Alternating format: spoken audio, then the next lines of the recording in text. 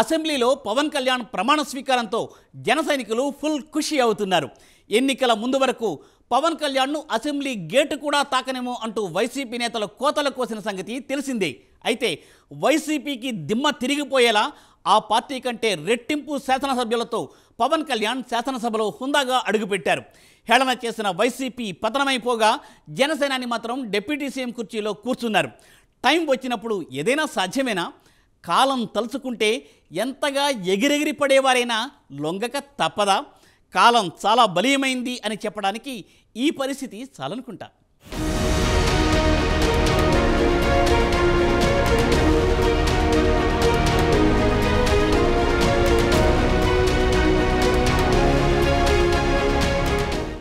ఎట్టకేలకు జనసేనాని పవన్ కళ్యాణ్ అభిమానులు జనసేన పార్టీ శ్రేణుల కల నెరవేరింది.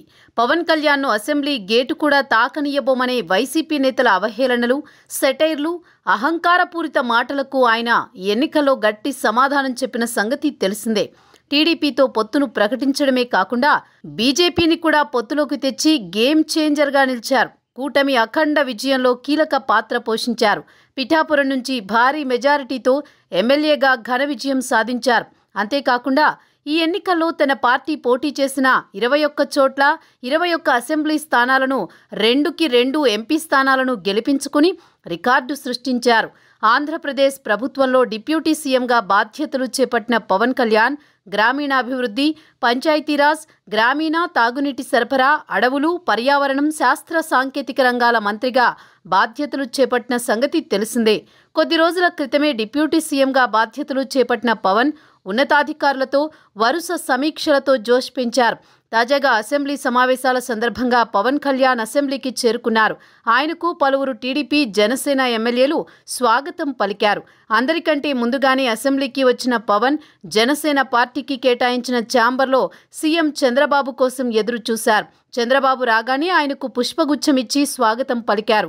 ఈ సందర్భంగా చంద్రబాబు, పవన్ ఆప్యాయంగా ఆలింగనం చేసుకున్నారు. తొలుత సీఎం చంద్రబాబుతో ప్రోటెం స్పీకర్ గోరంట్ల బుచ్చయ్య చౌదరి ప్రమాణ స్వీకారం చేయించారు. ఆ తర్వాత డిప్యూటీ సీఎం పవన్ కళ్యాణ్ ఎమ్మెల్యేగా ప్రమాణ స్వీకారం చేశారు. ఈ సందర్భంగా టీడీపీ, జనసేన ఎమ్మెల్యేలు లేచి చప్పట్లతో హర్షాతిరేకాలు వ్యక్తం చేశారు. ఆనందంతో బల్లలు మోగించారు.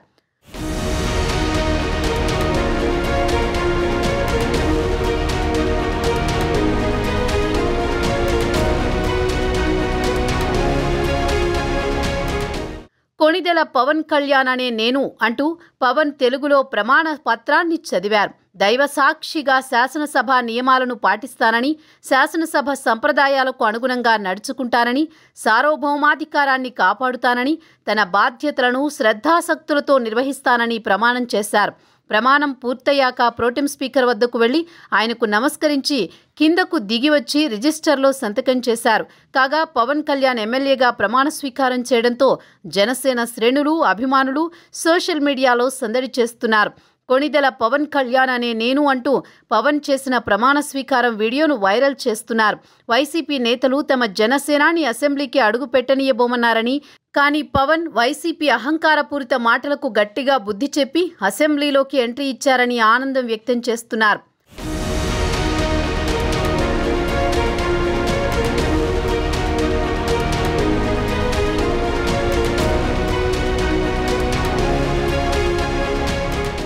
కోట్లాది మంది అభిమానులు పవన్ సొంతం. 2 తెలుగు రాష్ట్రాల్లో మాత్రమే కాదు, ప్రపంచంలోని తెలుగువారంతా పవన్ అంటే ఇష్టపడతారు. ఆయనకు ఇంతటి ఆదరణ ఒక్క సినిమాలతో మాత్రమే వచ్చింది కాదు. పవన్ సేవా గుణం, ఆపదలో ఉన్నవారిని ఆయన ఆదుకునే విధానం, తాను సంపాదించిందంతా ప్రజలకు సేవ చేసేందుకు ఖర్చు చేయడం, ఇలా తన జీవితమే ప్రజాసేవకు అంకితమిచ్చిన పవన్ కళ్యాణ్ను కోట్లాది హృదయాలు అభిమానిస్తుండడంలో ఆశ్చర్యమేమీ లేదు. అయితే అంతటి ప్రజాదరణ ఉన్న పవన్ కళ్యాణ్ను వైసీపీ నేతలు చులకనగా మాట్లాడారు. అసెంబ్లీ గేటును తాకనివ్వమన్నారు. అయితే వారందరికీ ప్రజలు గట్టిగా బుద్ధి చెప్పి చిత్తుగా ఓడించారని జన సైనికులు కామెంట్స్ చేస్తున్నారు. సొంత డబ్బుతో ప్రజాసేవ చేస్తూ ప్రజల గుండెల్లో నిలిచిన పవన్ను అందలమెక్కించారని, ప్రజల రక్తాన్ని 5 ఏళ్ల పాటు జలగల్లా పీల్చిన వైసీపీ నేతలను మూలన కూర్చోబెట్టారని ఈ సందర్భంగా జనసేన కార్యకర్తలు సోషల్ మీడియాలో పోస్టులు పెడుతున్నారు.